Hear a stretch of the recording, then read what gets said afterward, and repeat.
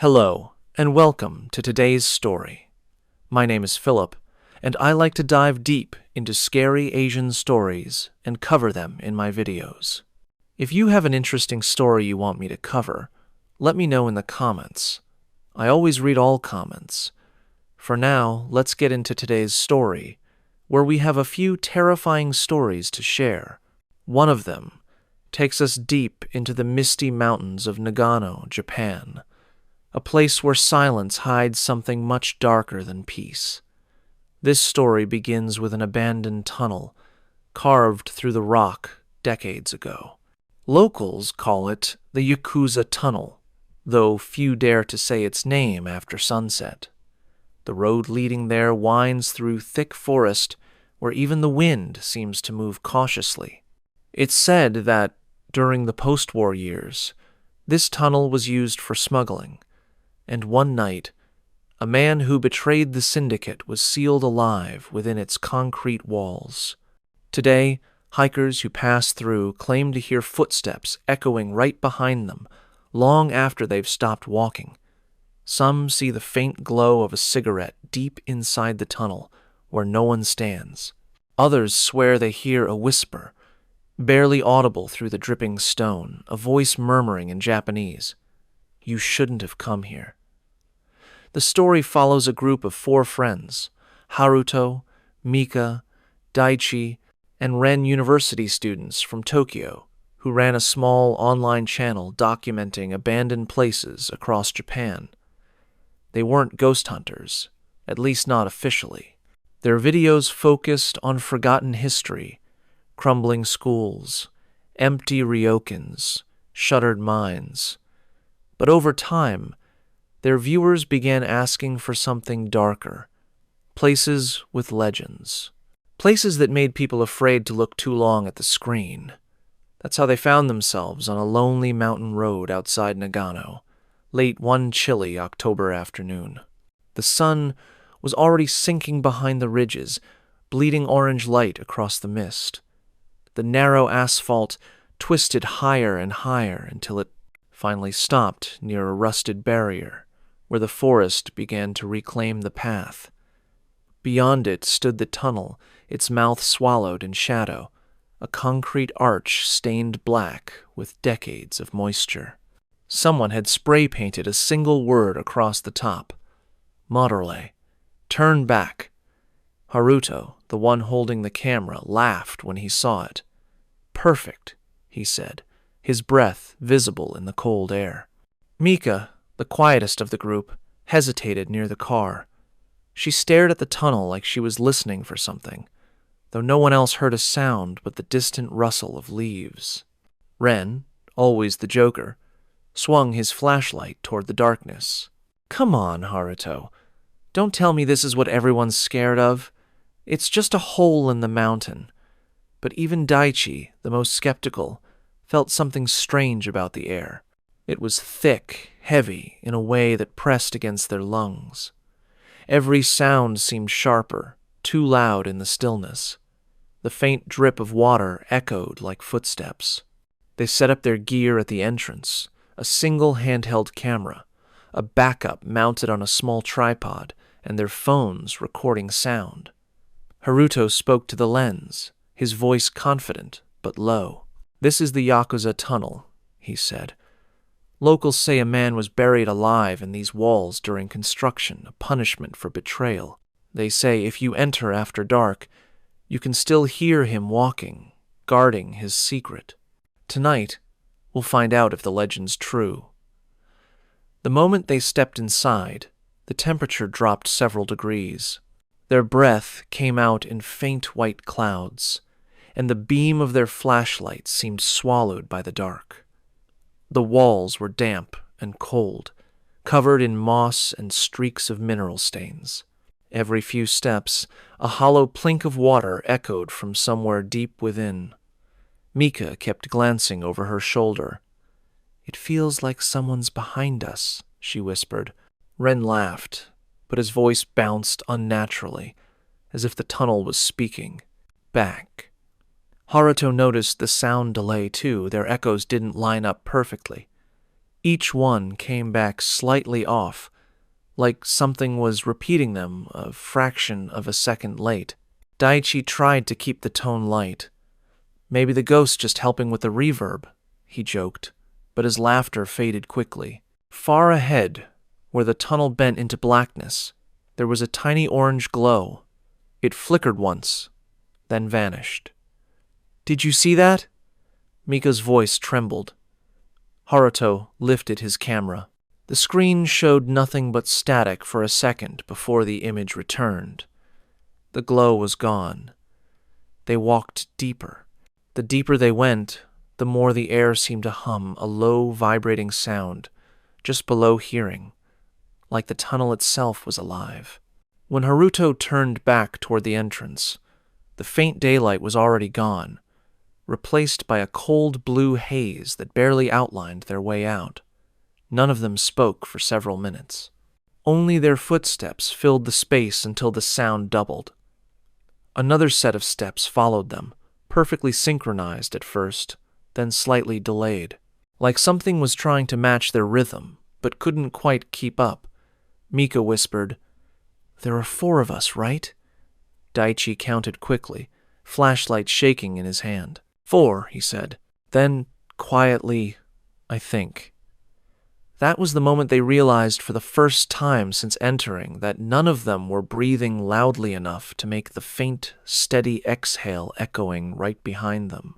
The echo followed them for nearly a full minute before fading, replaced by an uneasy quiet that felt heavier than sound. The tunnel stretched onward, its damp walls narrowing slightly as if the mountain itself were closing in around them. Haruto tried to shake it off, forcing a nervous laugh. "Probably water dripping or the mic picking up feedback," he said, his voice echoing back in a way that made even him flinch. But Mika wasn't convinced. She kept looking over her shoulder, her flashlight beam jittering across the concrete. "That wasn't water," she said. "It was steps." Ren turned his camera toward her, grinning, trying to lighten the mood. "Then maybe we're not alone. Maybe it's the Yakuza ghost himself coming to check if we're members." Daichi chuckled under his breath, but no one joined in. Something about the darkness ahead demanded silence. It was thick, almost physical, pressing against their flashlights, swallowing the light before it reached the next curve. The smell changed, too. It went from cold stone to something else, metallic, faintly sour, like rust or dried blood. Haruto paused mid-step and frowned. "You guys smell that?" Mika nodded slowly. "It's coming from up ahead," Ren exhaled, a faint fog leaving his lips. "Probably just old metal or a dead animal." But as they moved forward, the scent grew stronger, more distinct, and that's when they noticed the streaks on the right wall, faint reddish marks, that ran vertically like something had once seeped from within the concrete. Haruto lifted his camera, zooming in. The stains shimmered faintly under the beam. "Could be mineral deposits," he muttered. Mika's voice came out almost as a whisper. Or not. For a while, they walked in silence, the tunnel seeming to stretch endlessly. Then, without warning, the hum of the air changed. It was no longer just a vibration. It had rhythm. A faint, slow pattern, almost like breathing. It grew louder the deeper they went. Daichi stopped abruptly. Everyone, quiet. They stood still, the only sound their own uneven breathing. Then they heard a faint rasp echoing from the darkness ahead. A slow inhale, a pause, then an exhale that ended in a soft, wet sigh. It was distant, but close enough to make their chests tighten. Ren lowered his camera slightly. "Tell me, that's the wind," he whispered. Haruto's hand was trembling slightly as he adjusted the lens. "There's no wind in here." They kept moving forward, drawn by a mix of fear and fascination. The deeper part of the tunnel opened into a small chamber, a maintenance area used during construction decades ago. Broken tools, rusted pipes, and a single metal drum lay scattered around. The walls here were rougher, unfinished, and on one of them, half hidden by grime, were deep finger marks carved into the cement. Mika crouched, running her gloved fingers over the indentations. "These aren't scratches," she said softly. "They're pressed in." Ren pointed his light closer. The marks looked disturbingly human, long grooves ending in rounded shapes like fingertips. The cement around them had small cracks, as though someone had clawed while the surface was still wet. Haruto zoomed in with the camera.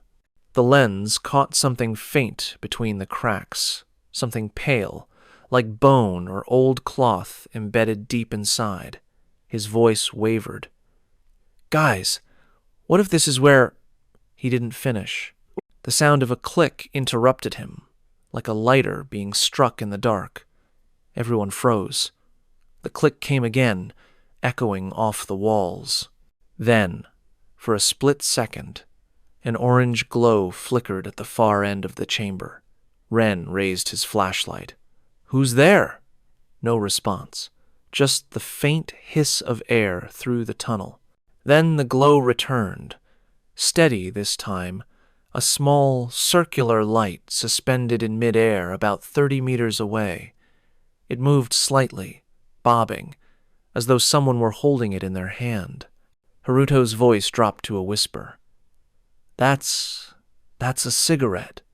The glow flared brighter, as if the unseen smoker had taken a deep drag. And for a moment, the outline of a hand became visible, pale, thin, fingers curled loosely around the ember. Then it vanished, leaving only the darkness. Mika stumbled backward, her breath sharp. "We need to go." But Daichi stepped forward, squinting into the dark. "Wait. If there's someone here, maybe it's just another group. A local, a hiker, someone trying to freak us out." Ren raised his camera again. "Then why didn't they say anything?" No one answered. The air grew colder. A faint mist rolled across the ground from deeper within, catching the beam of their flashlights. It twisted slowly, like it was being pulled toward them. The rhythmic breathing sound returned louder now, coming from multiple directions at once. Then Haruto's camera glitched. The feed flickered, lines of static crawling across the screen. He smacked the side, muttering under his breath, "Come on, not now." The audio spiked suddenly, a burst of distorted noise, followed by something that made Mika's knees go weak. A voice. Low, harsh, in Japanese. The words were unclear at first, swallowed by the static. Then it came through clearly, whispering right against the mic. "Kayela, before it's too late. Go back." "Before it's too late," Haruto froze. The others stared at him, unsure if they'd heard it too. Then Daichi nodded slowly. "That wasn't in your head," he said. Ren lowered his camera completely now. "Okay, I'm done. We got enough footage." But Haruto shook his head. "No, wait. We need one last shot. Just one more angle before we leave." He pointed the lens toward the wall with the handprints again. The faint red stains seemed darker now, almost wet. A thin trail ran down from one of the cracks. Mika took a step back, her voice breaking. "That's fresh." The flashlight flickered.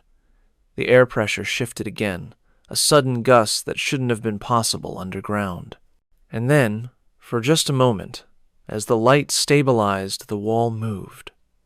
Not the whole structure, not visibly, but something inside it did.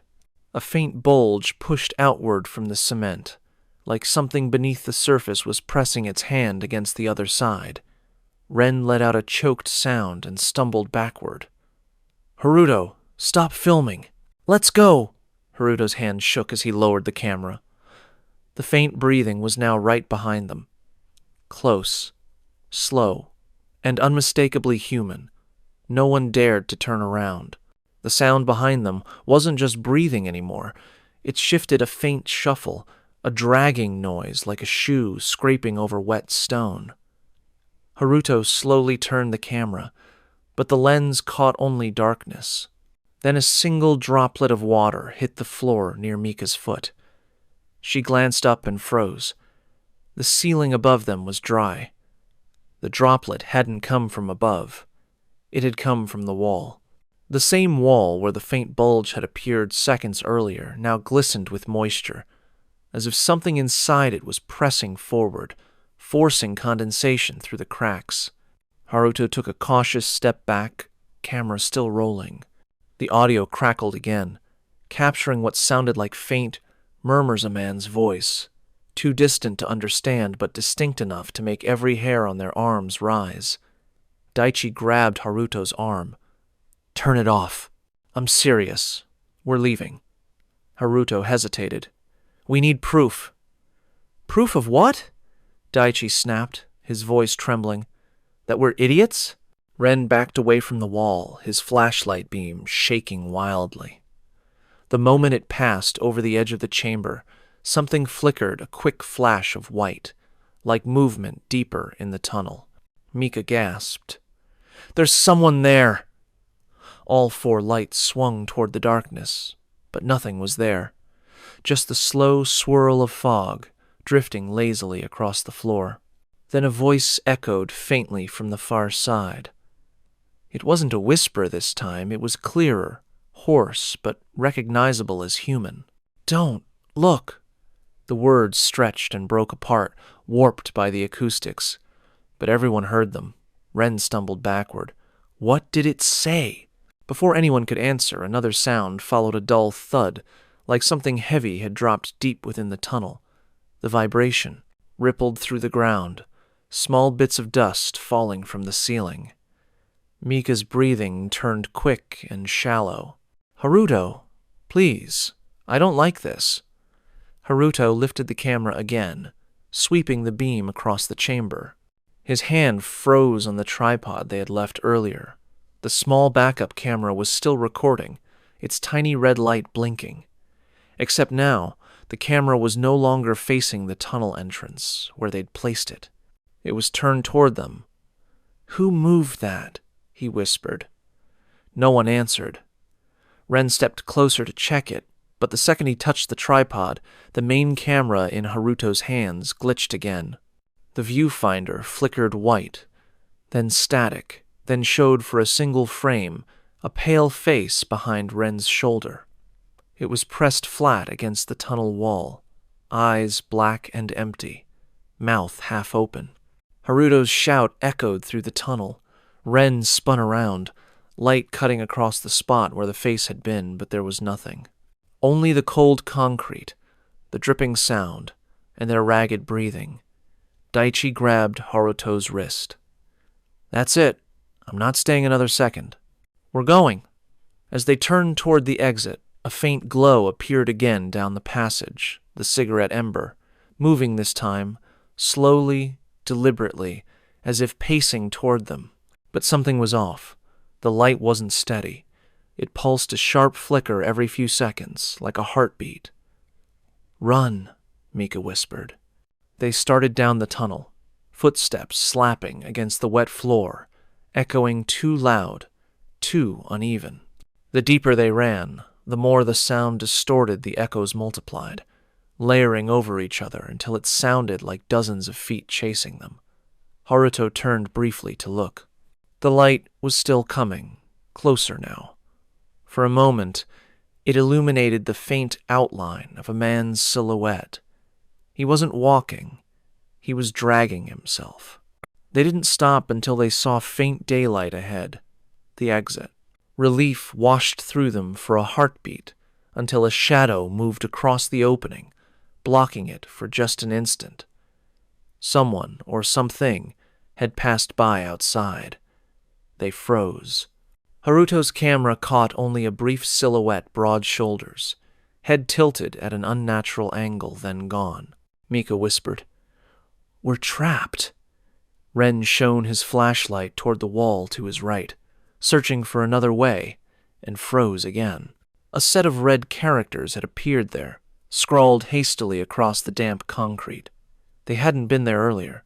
The strokes were uneven, almost smeared, like written in something thick. It spelled just 3 words in Japanese. "He is waiting." The words gleamed faintly, as though still wet. Daichi backed away. "Someone's messing with us. It's gotta be a setup." But Haruto's voice was barely audible now. "We're the only ones here." Then another sound, a faint crackling from the backup camera on the tripod, still standing behind them. The red recording light blinked erratically, as though struggling for power. And through the static, they heard it the same whisper from before, clearer now, crawling through the audio. "He never left." The flashlight in Mika's hand sputtered, dimmed, then died. The tunnel plunged into near darkness, except for Haruto's small camera light. In that narrow cone of illumination, the fog began to rise again, thicker this time, swirling into faint shapes. One of them looked almost human, standing just beyond the reach of the beam, unmoving, watching. No one dared breathe. The temperature had dropped to the point. Their fingers went numb, their breaths visible in the stale air. Then, from somewhere behind the mist, came the sharp metallic sound of a lighter flicking open once, twice, 3 times, followed by that unmistakable exhale of smoke. The smell of burnt tobacco filled the tunnel. Ren whispered, trembling, "There's no wind. How can it still burn?" Haruto slowly panned the camera toward the sound. The beam caught a faint outline again, the shape of a man, standing sideways, one arm half raised. His face turned slowly toward them, revealing hollow sockets where eyes should have been, and then the light went out. Darkness swallowed everything. The only sound was the soft, uneven breathing of 4 terrified people standing shoulder to shoulder in a tunnel that suddenly felt endless.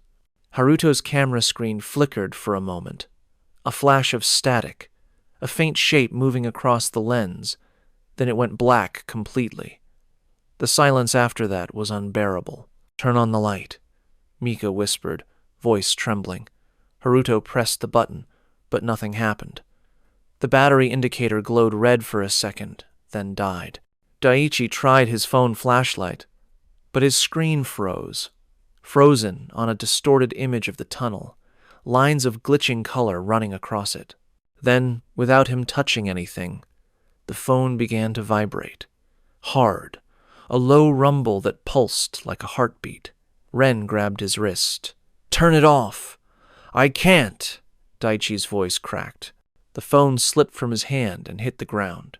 It landed face up, the camera still open, and for one horrifying moment, the screen showed what none of them wanted to see: another figure standing behind them. The image was grainy, but clear enough to make out a man's outline, tall, head slightly bowed, wearing what looked like a torn suit jacket. He was standing just a few feet away. Mika screamed. Haruto spun around, but there was no one there. Only the empty stretch of tunnel, black and silent. The air was freezing now, so cold it hurt to breathe. Then the echo came again, not footsteps this time, but dragging, slow, rhythmic, like someone pulling heavy boots through shallow water. Ren swung his flashlight wildly until it sputtered back to life for a second. In that brief flash, the beam hit the far wall, and there it was. A hand, pale and half-formed, pressing out from inside the concrete.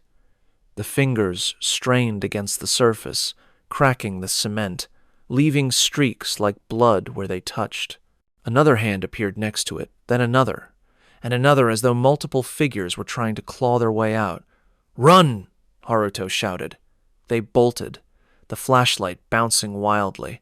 Every few seconds, the sound of cracking cement echoed behind them, sharp, brittle, unnatural. Mika stumbled, but Daichi caught her arm, pulling her forward.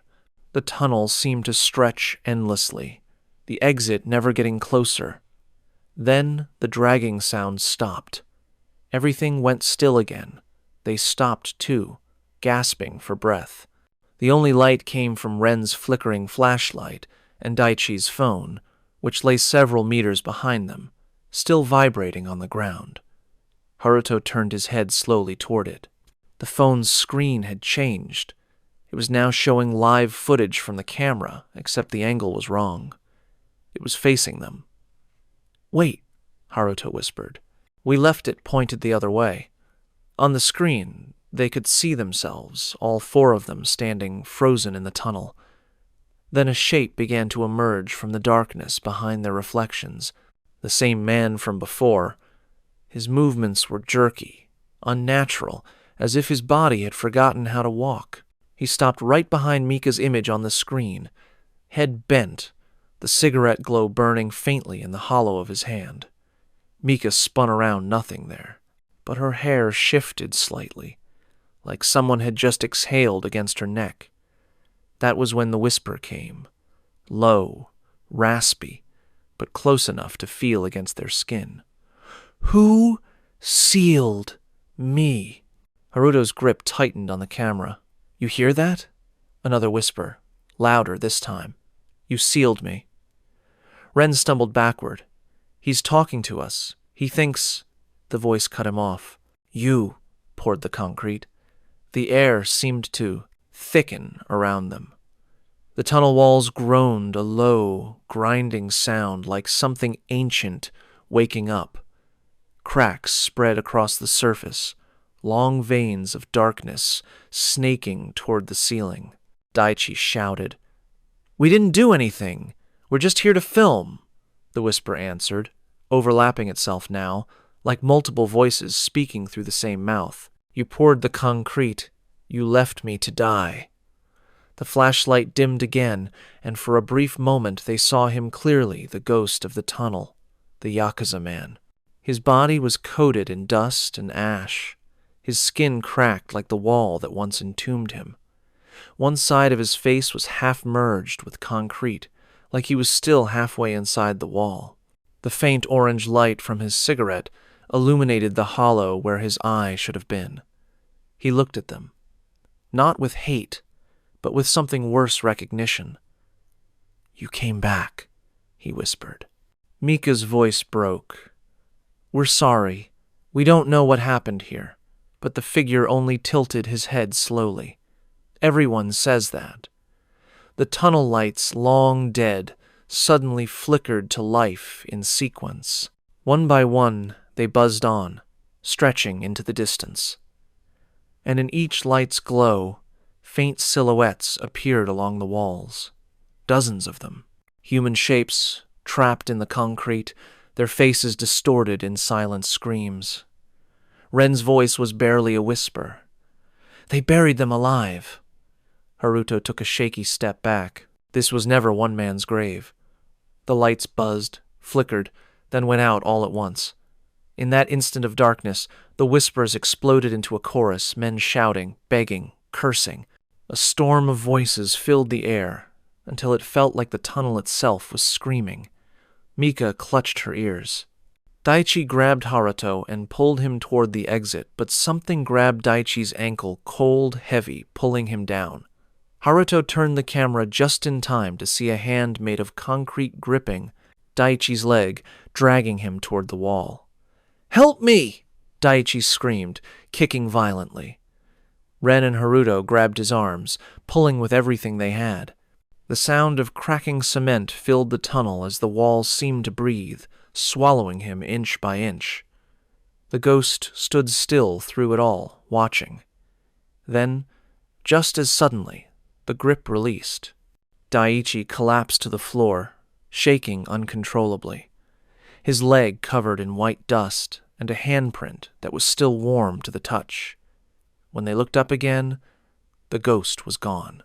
The cigarette glow faded into the darkness, like an ember dying in the wind. But the whispers remained softer now, fading slowly until there was only one left. "You shouldn't have come here." For a long moment, no one moved. The air inside the tunnel felt thick with something unseen, heavy, charged, alive. The faint, whisper that lingered after the ghost's last words, seemed to echo from the walls themselves, as though the entire tunnel had become a living memory of what happened there. Haruto's camera dangled loosely in his hand, its lens cracked but still recording. The faint red light blinked weakly, catching fragments of their faces, pale, trembling, streaked with sweat and dust. Ren's breathing came in sharp bursts. Daichi sat slumped against the wall, staring at his leg, where the gray imprint of fingers had already begun to fade. "We're leaving," Ren muttered. "Now." But Haruto didn't move. He was staring at something on the ground. The broken metal drum they'd seen earlier had rolled over during the chaos. Beneath it, half buried in dust, was a rusted metal plaque. The lettering was faint, but readable in places. He brushed the dirt away with his sleeve and read out loud. "Tunnel construction 1950. 2. Sponsored by Takahashi Corporation." Mika leaned closer. "Wait, Takahashi? That's a Yakuza front company." Haruto nodded slowly. "Yeah. They used to handle smuggling routes after the war. Maybe this tunnel wasn't just for transport. Maybe it was where they—" He stopped mid-sentence. Beneath the plaque, there were scratches etched into the cement, deep enough to still be visible through the years of decay. The marks weren't random. They formed characters, shaky but deliberate. "Daremo delarenai," Mika whispered as she read them. "No one leaves." Daichi swallowed hard. "That's not a warning. That's a message." The tunnel groaned again, a long, distant sound that could have been shifting rock or something stirring deeper inside. The air pressure changed, and with it came a faint, metallic scent, like rust mixed with old smoke. Haruto lifted the camera instinctively. "I think we're standing on their graves." Ren frowned. "What do you mean?" Haruto turned the camera toward the walls. The cracks that had spread earlier now glowed faintly in the dark, thin red lines that traced across the tunnel in irregular patterns. He realized then that they weren't cracks at all. They formed outlines, faces, dozens of them. Some were faint impressions, others clearer, as if pressed from the inside. Every one of them seemed to be facing the same direction toward the center of the tunnel, where the air shimmered faintly with mist. Mika's voice was barely audible. "He wasn't alone." Ren shook his head. "No. The story said one man was buried alive." Haruto lowered his voice. "That's what people think, but what if that story was made up? What if they sealed off everyone who worked here?" Daichi looked at him, eyes wide. "You mean the whole crew?" Haruto nodded. "To cover up what this tunnel was used for. They couldn't risk anyone talking." Ren's flashlight trembled in his grip. "So they cemented them inside?" The thought hung in the cold air. No one spoke. Only the faint dripping from somewhere unseen filled the silence. Then Mika pointed down the tunnel. "Look." The mist that had gathered earlier was shifting again, curling along the floor like a slow wave. Through it, faint orange specks glimmered one, then another, then several more. They weren't reflections, they were lights. Dozens of tiny cigarette embers burning deep in the fog. Haruto's voice cracked. "They're still here." The embers began to move, weaving slowly through the haze. The faint silhouettes of men appeared, some missing limbs, some half-transparent, all moving with the same dragging gait. The smell of tobacco grew stronger, mixed now with the sharp tang of wet concrete. Mika clutched Haruto's sleeve. "They're not attacking." Haruto nodded slowly. "No," they're repeating. He realized it then. This wasn't a haunting in the way most people understood it. It wasn't a spirit lashing out in vengeance. It was memory looping endlessly, fragments of the same night replaying forever. The sound of shovels, the shouting, the panic, it was still here, trapped like the men themselves. Daichi whispered, "We shouldn't have disturbed them." Ren's eyes darted to the walls. "Then why show us this?" Before anyone could answer, the faint red glow from the cracks pulsed once, synchronizing with the rhythm of their heartbeats. The whispers began again, dozens of overlapping voices blending into one. But now, beneath the chaos, one voice stood out, the same man as before, the one who'd spoken through Haruto's camera. "You're filming this," the voice said, almost calm now. Haruto froze. "Yes." The whisper came again, softer this time. "Good. Then people will know." The realization hit them like a wave. The ghost didn't want them gone. He wanted them to record it to make sure the truth, buried under decades of rumor, was finally seen. The legend of one buried man had been a lie. It was a cover-up for mass murder. Mika's voice shook. "He's not trying to kill us. He's trying to tell us." The lights along the walls flared suddenly, bright enough to illuminate the entire chamber. For just a second, they saw everything clearly, the outline of workers in tattered uniforms, shovels still in their hands, their mouths open in silent screams as concrete poured from above. And standing apart from them, a man in a black suit, cigarette between his fingers, watching without a trace of emotion. The ghost of the Yakuza man, the one who gave the order, the one who stayed behind to ensure no one escaped. Haruto felt the camera grow hot in his hands. The lens glowed faintly as the mist thickened, swirling faster around them. The figures began to fade again, swallowed by the dark. Then the voice returned, softer now, fading with each word. "They buried me too, for knowing too much." The cigarette ember winked once, then vanished. The tunnel fell silent. For a long moment, none of them moved. Then Haruto lowered the camera and looked at the others. "He didn't just die here," he said quietly. "He was left behind to guard their secret." Outside, faint daylight began to creep through the entrance, but none of them felt relief. The truth was out, and the tunnel's silence felt heavier than before, as if now that its story had been told, it could finally rest. But as they turned to leave, Daichi paused and looked back one last time. Deep in the darkness, far down the tunnel, a single orange glow flickered once more. Not threatening, just watching. They didn't speak as they left the tunnel. None of them even dared to look back. The air outside felt thin and unreal, like stepping from a dream that refused to end. The forest was quiet, no birds, no wind, only the dull throb of their own heartbeat still echoing in their ears. Haruto stopped at the car and looked down at the camera in his hands. The battery light had died hours ago, yet the screen was still on, recording. He didn't remember turning it back on. When he pressed play, the screen flickered, distorted footage, fragments of the tunnel bathed in fog, and voices murmuring beneath the static. The last frame froze on the cigarette ember, glowing faintly in the dark. Then the video cut to black on its own. They left Nagano that night without saying a word. By morning, Ren had deleted every file from his backup drive. Mika refused to talk about what happened. Daichi claimed his legs still felt cold, as though something inside the concrete still held on to him. Haruto, though he couldn't let it go. 2 days later, he posted the footage anyway.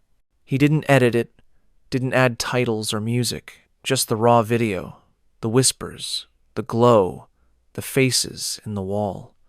It went viral within hours. Viewers argued about whether it was fake, a hoax, a trick of light, but those who listened carefully noticed something else. In the last 5 seconds of the video, after the final cut, after the darkness, there was sound. Faint, distorted, but unmistakable.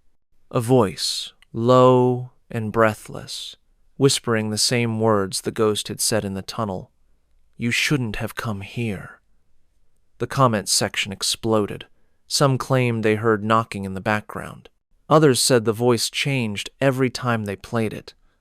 3 days later, the video disappeared. Haruto's channel went blank. His friends couldn't reach him.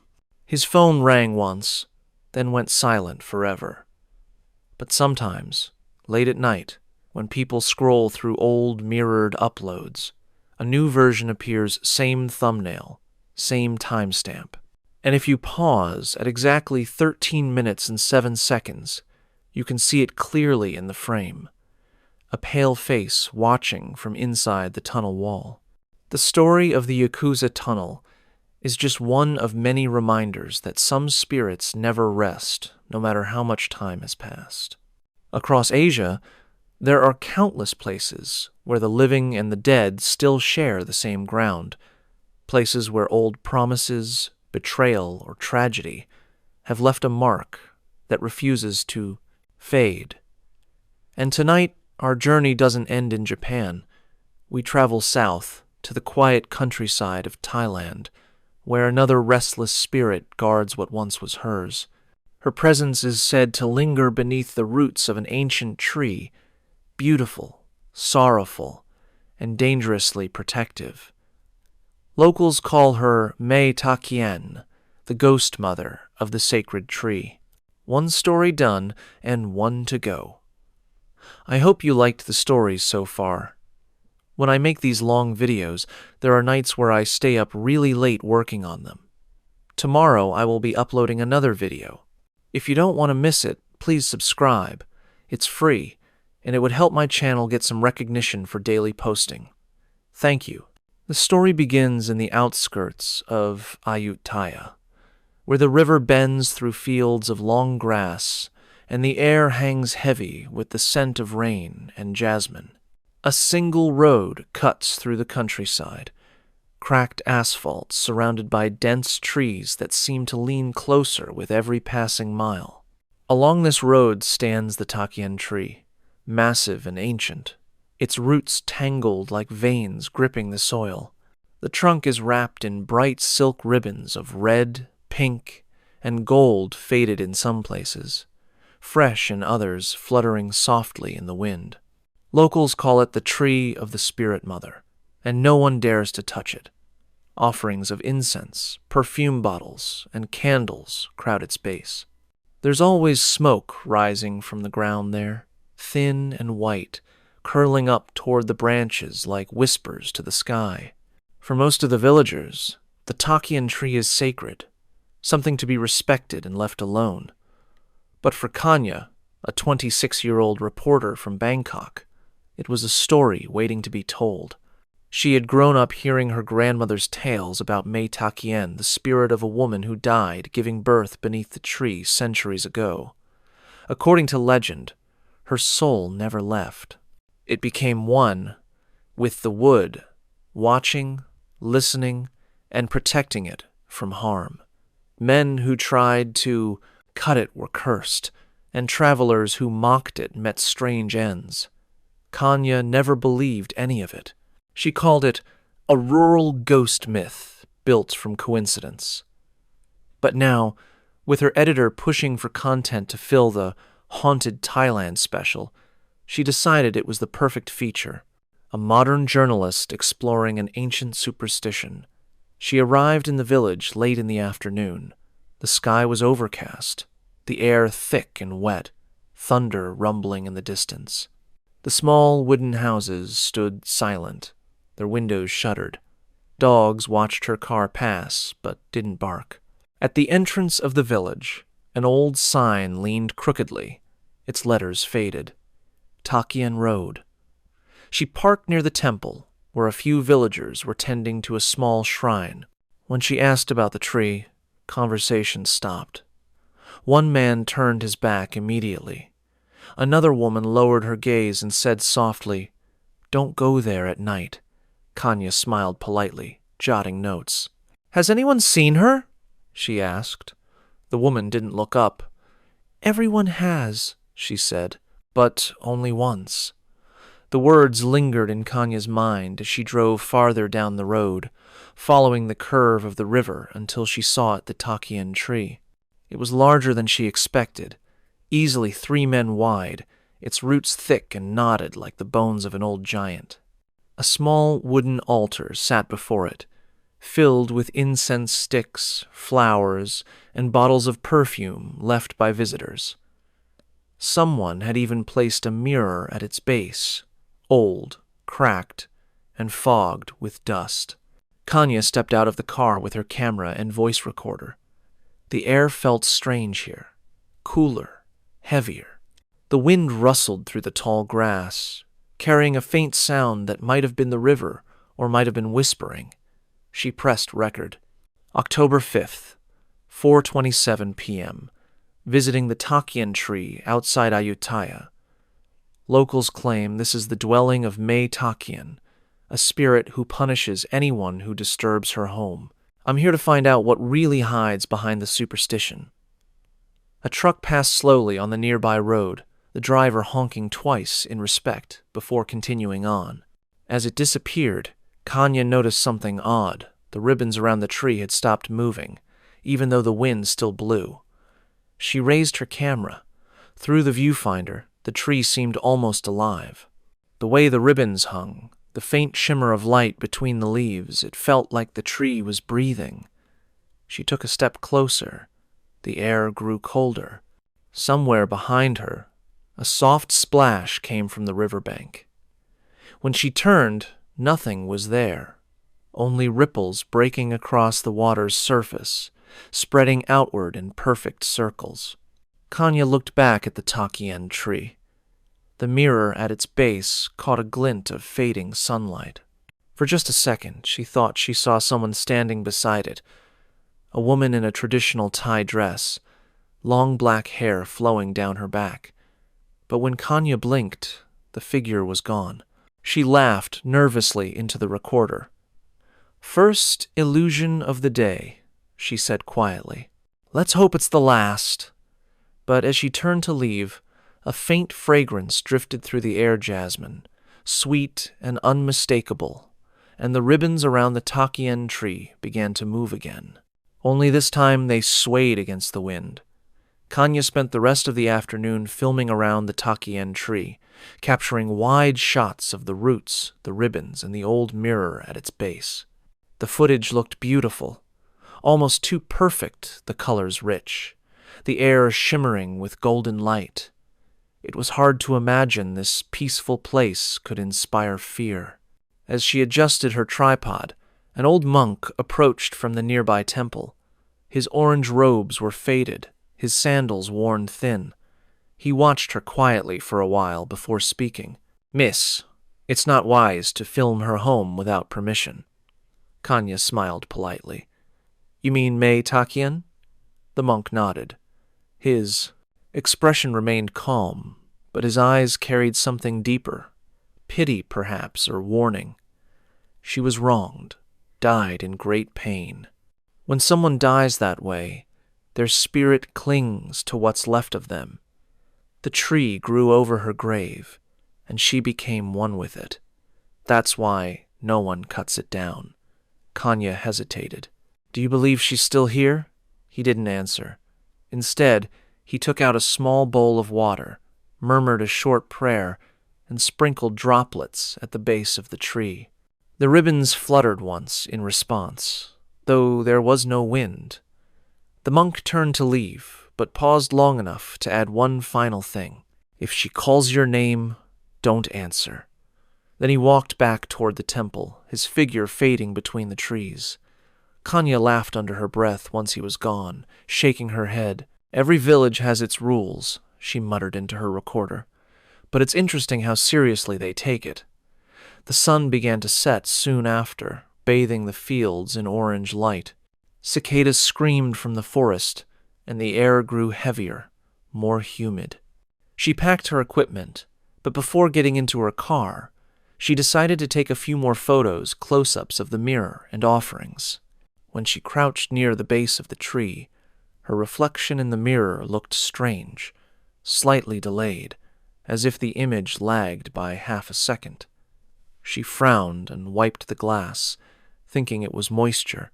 The reflection cleared, but then something moved behind her, a blur of white silk drifting past her shoulder. Kanya spun around, camera ready. No one there. Only the faint scent of jasmine lingering in the air. She tried to laugh it off, but her pulse quickened. "Just the wind," she whispered, though the trees around her were still. Deciding she had enough footage for the day, she climbed into her car and started the engine. As the headlights illuminated the road ahead, something flashed in the rearview mirror, a figure standing by the tree, too far to see clearly. Her breath caught. It looked like a woman, tall and slender, her white dress glowing faintly in the dusk. Kanya blinked. The figure was gone. The drive back to her guest house took less than 15 minutes, but it felt longer. Every shadow along the road seemed to move just slightly, and the rhythmic hum of cicadas only grew louder. When she arrived, the elderly woman who ran the guest house greeted her with a forced smile. "Back from the tree?" the woman asked quietly. Kanya nodded. "It's beautiful. I didn't realize it was so well kept." The woman's expression changed. "You went near it after sunset?" "Just for a few minutes." The woman looked down, rubbing her hands nervously. "Did you offer anything?" Kanya hesitated. "No, I was only filming." The woman sighed, shaking her head. "Then light incense before you sleep. It's polite to do so when you take something without asking, even just an image." That night, thunder rolled distantly outside. The rain hadn't started yet, but the sky was heavy with it. Kanya sat at her desk, reviewing footage on her laptop. Most of it looked normal, except for one clip. The last segment she recorded before leaving. The frame showed the Takian tree and the old mirror. But just before she turned off the camera, something appeared in the reflection, a woman in traditional Thai clothing, standing exactly where Kanya had been. Her face was pale, her eyes half-lidded as though she were looking down at something invisible. Kanya froze, watching the clip over and over. It wasn't a trick of light. The woman was there for a full 2 seconds before fading like mist. She pressed pause and leaned closer to the screen. There was something else, a whisper, barely audible through the background noise. She turned the volume up. The voice was soft, almost melodic, speaking in Thai. "Yalum Chun, don't forget me." Kanya stared at the screen, her heart pounding. She tried to reason it out, maybe an echo from nearby villagers, maybe interference from the recorder, but the voice was too clear, too deliberate. A sudden gust of wind rattled the window beside her, startling her so badly she nearly dropped the laptop. She stood and looked outside. The village was dark, the streetlights flickering in the rain-soaked air. Then she noticed something that froze her where she stood. The ribbons. Every Takian tree she could see along the riverbank. Smaller ones, near the houses, had their ribbons fluttering wildly, though there was no storm yet, no wind strong enough to move them like that. It was as if the entire grove was breathing, and from somewhere distant, almost drowned beneath the sound of thunder, came a faint cry. A woman's voice, long and mournful, rising and falling through the night. It echoed across the river, soft but unmistakable. Kanya reached slowly for her recorder. Her hands shook as she pressed the button and whispered, "October 5th, 9:50, 2 p.m. I think someone's by the river." The cry came again closer this time, and the scent of jasmine filled the room. The rain started sometime after midnight. A soft drizzle at first, then heavy enough to drum against the windows of Kanya's small guest house room. She had tried to sleep, but every time she closed her eyes, she heard that faint voice again, the one from the recording. "Don't forget me. By 2 in the morning, she gave up and opened her laptop once more. The video file she had paused earlier was still open on the screen, but now, as she watched, something strange happened. The playback bar moved by itself, skipping forward several seconds at a time. The image flickered. The colors washed out. For a brief instant, the footage showed something that shouldn't have been there. Kanya leaned closer. The mirror. In the reflection, she saw not herself, but the Takian tree swaying violently as though caught in a storm. Yet the rest of the footage remained still. Behind the tree stood a figure, tall, motionless, her long black hair blending with the night sky. The moment Kanya blinked, the frame went black. Then came the whisper again, faint but undeniable. "I waited for you." Kanya slammed the laptop shut, heart pounding. The power flickered once, twice, then went out completely. Only the sound of rain remained. A knock came at the door, 3 times, soft but clear. She froze. Another knock. Kanya took a breath and stepped closer. "Who is it?" she called out, her voice trembling slightly. Silence. When she finally gathered the courage to open the door, the corridor outside was empty except for a faint trail of wet footprints leading away toward the stairs. Bare footprints. She followed them to the end of the hallway, where they stopped in front of a small shrine cabinet that hadn't been there earlier. A half-burned incense stick stood inside it, smoke curling faintly upward. The smell of jasmine was strong enough to sting her nose. Kanya backed away, closed the door, and locked it twice.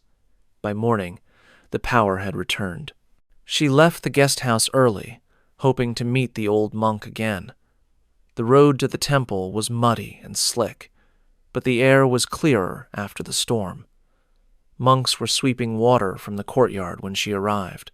She found the same elderly monk sitting beneath the eaves, stringing flowers together. He looked up as she approached. "You didn't sleep well," he said simply. Kanya forced a small smile. "I think something followed me, from the tree." The monk's hands paused. His gaze darkened. "You saw her?" Kanya hesitated. "I think so, in the reflection, and in my footage." The monk sighed, setting the flowers aside. "She shows herself only to those she remembers. You must have reminded her of something." "Reminded her?" He nodded.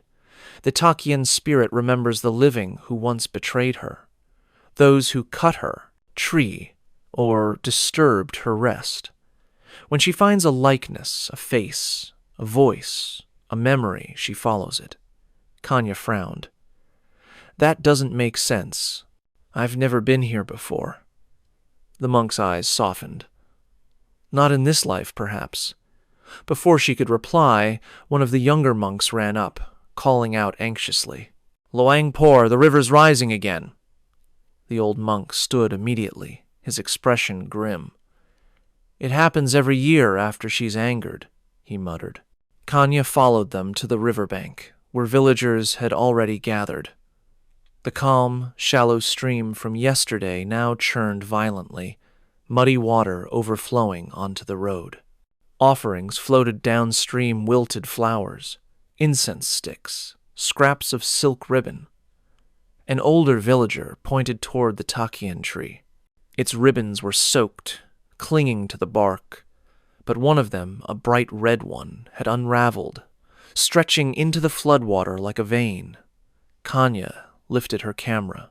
Through the viewfinder, she saw something no one else seemed to notice, a faint shimmer around the tree, like heat rising from asphalt, and within that shimmer, a shape, a woman's figure, barely visible, standing with her hands pressed against the trunk as though embracing it.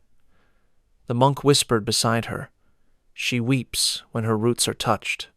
Thunder rolled again. The villagers began hurriedly placing new offerings, coconuts, incense, perfume, murmuring prayers for protection.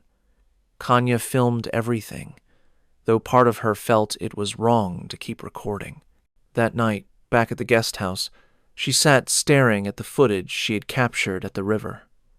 Every frame seemed fine except the last.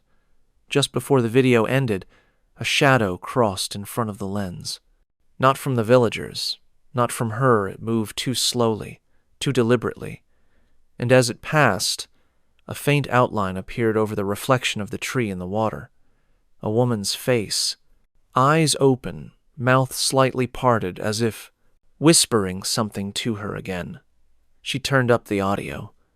The storm drowned most of it out, but between the thunderclaps, she could hear a single word, Kanya, her own name. She recoiled from the screen. That wasn't possible.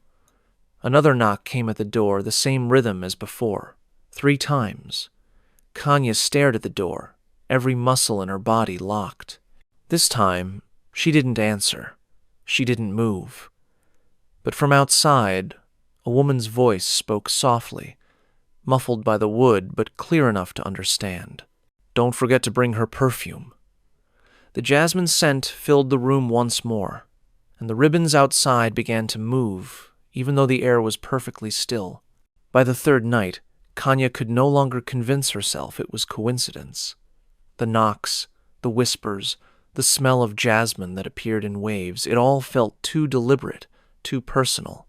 Her curiosity warred with dread, but the part of her that had built a career chasing proof of the supernatural couldn't let go, so she made a decision. She would return to the Takian tree alone and film everything until she found an explanation. The sky was bruised purple when she arrived. The storm from the night before had subsided, leaving behind a mist that hung low over the fields. The road was slick with rain, puddles reflecting the fading light.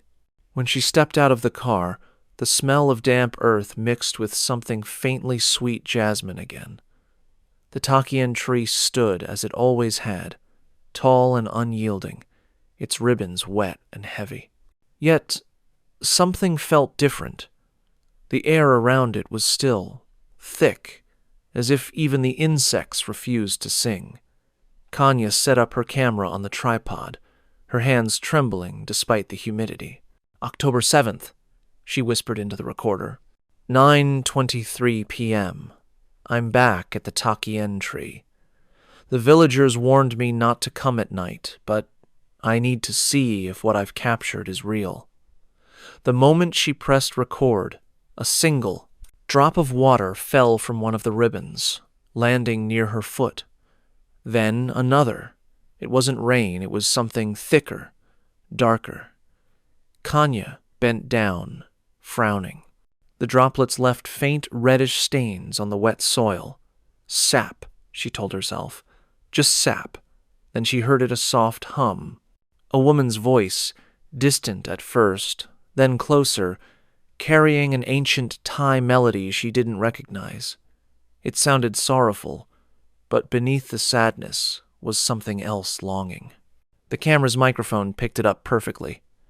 Kanya turned toward the sound. "Hello?" she called out. The humming stopped. For several seconds there was nothing but silence. Then came a whisper, just beside her ear, so close she felt the warmth of breath against her skin. "You came back." Kanya stumbled backward, her flashlight beam darting wildly across the tree. "Who's there?" The ribbons stirred, brushing against each other, whispering in the breeze that wasn't there. The mirror at the base of the trunk tilted slightly, as if nudged by an invisible hand. In its cracked reflection, Kanya saw movement, a flash of white fabric, a shadow stepping between the roots. She spun around, heart hammering, and there she was, Mae Takien. The woman stood half hidden by the tree, tall and impossibly still, her long hair gleaming black in the dim light. Her dress was traditional silk, delicate, beautiful, soaked as though she had just emerged from the river. Her face was pale but not corpse-like, her eyes deep pools of sadness that reflected nothing. Kanya froze. Every instinct screamed to run, but her voice recorder was still running, and her camera was still filming. "You're real," she whispered. The spirit tilted her head, studying her. You took my image, she said softly. You kept it.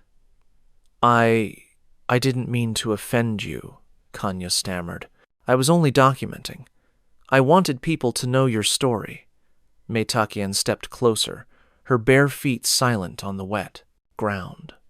They already know my story, she murmured.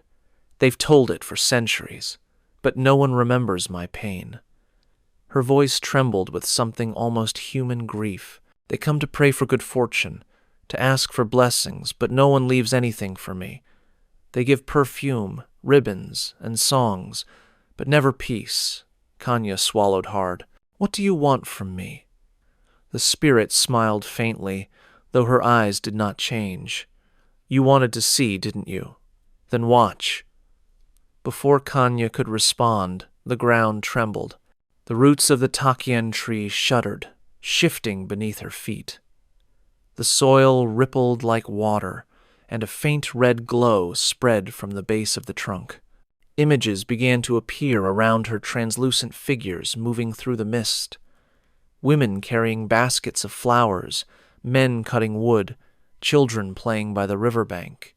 The vision looked almost peaceful until the scene changed. Now the figures screamed. The same men who once built the nearby road were shown hacking into the earth around the Takian tree. The women cried out, begging them to stop. Then came the sound, the sharp crack of falling wood, the thud of an axe hitting roots. Blood welled from the ground like water, soaking the men's feet. And beneath the tree, one woman lay dying, her body broken, one hand clutching her belly. A newborn's cry faded into silence as the rain began to fall. The same ribbons, red, pink, and gold, fluttered around her lifeless form. Kanya's stomach twisted. She stumbled backward, tears mixing with the rain. This is how you died, Mae Takien nodded slowly. They buried me beneath my own tree. The roots grew around me, but my heart never left. The glow intensified, wrapping the spirit in light. Her voice deepened, layered with anguish. They still take from me. They cut, they build, they burn, and now you take my face. Kanya shook her head desperately. No, I came to tell your story. I want people to respect this place. The spirit's expression softened, but her presence grew stronger, filling the air like static. Then you will carry it for me. The ribbons lifted from the tree, as if pulled by unseen hands, swirling around Kanya. They wrapped around her arms, her shoulders, her throat, not choking, but binding, marking her. She felt the air grow thick, her skin tingling as though something cold had seeped beneath it. The spirit leaned close, her voice now only a whisper. Remember me. Don't let them forget. And then she was gone. The wind returned, the forest alive again with cicadas and frogs. The ribbons fell limp. The mirror at the base of the tree cracked in half with a sharp, ringing sound. Kanya dropped to her knees, gasping. Her camera was still rolling, its battery light flickering weakly. In the final seconds of the recording, the lens captured her reflection in the broken mirror, her own face pale, her eyes shimmering faintly with red light. She didn't notice it until much later. When Kanya woke the next morning, the world outside her window was washed in pale gray. The rain had stopped, but the air was thick with mist. She sat upright slowly, her body aching, her skin sticky with sweat. For a long moment, she couldn't remember where she was until she saw the camera on the table. The memory hit her in a wave. The ribbons, the whisper, the woman beneath the tree. She touched her neck instinctively. A faint red mark traced across her collarbone, almost like a burn, shaped like the silk that had wrapped around her. She ran to the mirror in the small guest-house bathroom, half afraid of what she'd see. Her reflection looked normal except for her eyes. For a split second, she thought they shimmered faintly red before returning to their usual brown. Her phone buzzed, startling her. A message from her editor. "We need the footage today. Please send the final cut." Kanya hesitated. She hadn't reviewed it yet. The thought of seeing what she recorded made her stomach twist. Still, she opened her laptop, plugged in the camera, and began transferring the files. The folder appeared instantly, but there was something odd.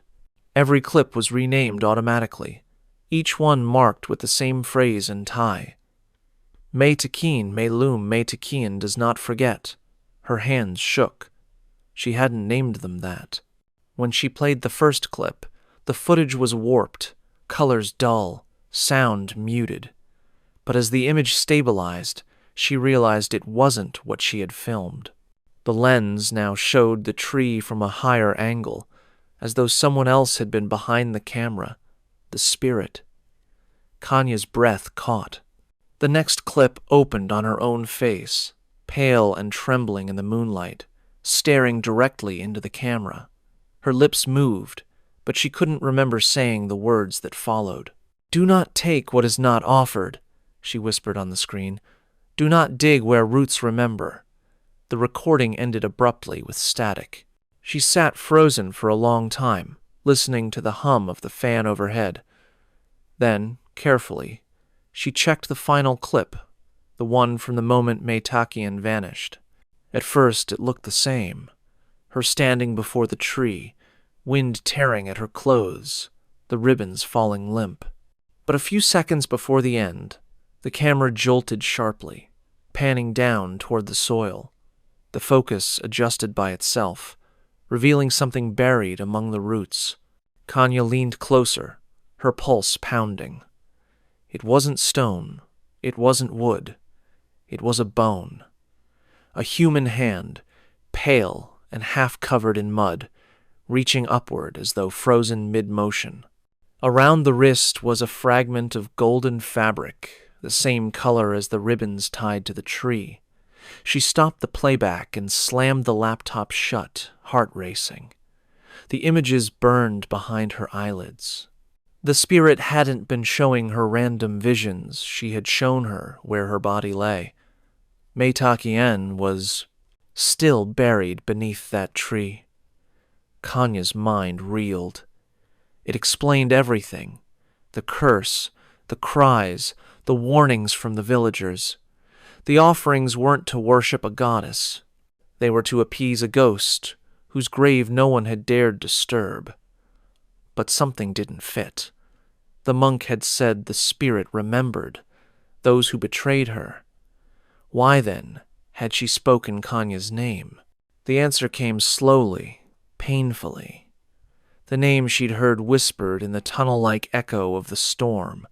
The lullaby that had followed her home hadn't just been a haunting. It had been recognition. The villagers had told her the spirit died giving birth. The baby never survived. And in that moment, as she stared at the faint red mark across her collarbone, Kanya felt a terrible thought bloom in her mind. What if she hadn't been a stranger to Mae Takien after all? What if the spirit saw something in her, a resemblance, a soul, a thread carried across generations? The rain outside began again, soft and steady. She turned toward the window. Across the river, barely visible through the mist, stood the Takian tree. Its ribbons swayed gently, though the air was still. Her phone buzzed again, another message from her editor. "Deadline is tonight. Don't forget to add your closing narration." Kanya typed back slowly. "I'll send it soon." But when she reopened her laptop, the video files had vanished. Every one of them. In their place was a single new file, unnamed. She clicked it. The screen filled with darkness. Then a faint glow, the camera pointed upward, showing the canopy of the Takian tree swaying in the wind. The sound of breathing filled the speakers, soft but close. Then a voice not hers whispered from the speakers, "She remembers you." The screen went black again. Kanya shut the laptop and sat in silence. staring at her reflection in the darkened glass. Her heartbeat thudded in her ears.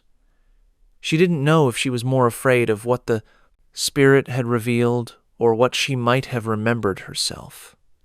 Outside, thunder rumbled once more. The ribbons on the Takian tree twisted in the wind, pulling tighter around the trunk as if embracing it. And, for just a moment, through the low hum of the storm, Kanya could swear she heard someone humming the same melody she'd recorded in the tunnel, soft, mournful, and terribly familiar. It sounded like a lullaby. That night, the village lights flickered under the weight of another storm. The wind howled through the trees, rattling shutters and bending bamboo. Kanya sat motionless at her desk, her laptop closed, her recorder still running. The jasmine scent had returned, faint but constant, as if the spirit's breath lingered in every corner of the room. Outside, thunder cracked over the river. She could see the Takian tree from her window, a dark silhouette against flashes of lightning. Each time the sky lit up, the ribbons shimmered gold and red, almost glowing. Her phone vibrated once more, a new message, this time not from her editor. The sender's name field was empty. The text contained only one sentence written in Thai. "You said you would remember me." The power went out. The only light left came from the faint glow of her laptop, which had turned on by itself. The unnamed file she'd seen earlier was open again. This time, the camera showed her own face, sleeping, filmed from across the room. Kanya's breath hitched. She turned slowly toward the corner of the room where the camera must have been placed. Nothing there, only darkness. Then the voice came again, close enough to feel on her skin. "You carry my roots now." Her reflection appeared faintly on the laptop screen. Her eyes no longer brown, but deep red, like sap bleeding from a tree trunk. The jasmine scent thickened until she could barely breathe. A gust of wind burst the window open, scattering papers, extinguishing candles. When she looked back at the screen, the video had changed once more, now showing the Takian tree, ribbons twisting violently, as if in warning. And beneath it, something new, a small wooden plaque, freshly nailed into the soil. The inscription read, "For Kanya, who joined the roots." The storm outside fell silent. The screen faded to black. And far away, beneath the ancient Takian tree, a new red ribbon fluttered gently in the wind. I hope you enjoyed these stories. Tomorrow we will be uploading another terrifying story. Feel free to subscribe and put on your notifications to never miss another scary video. I upload almost every day. Wish you all the best.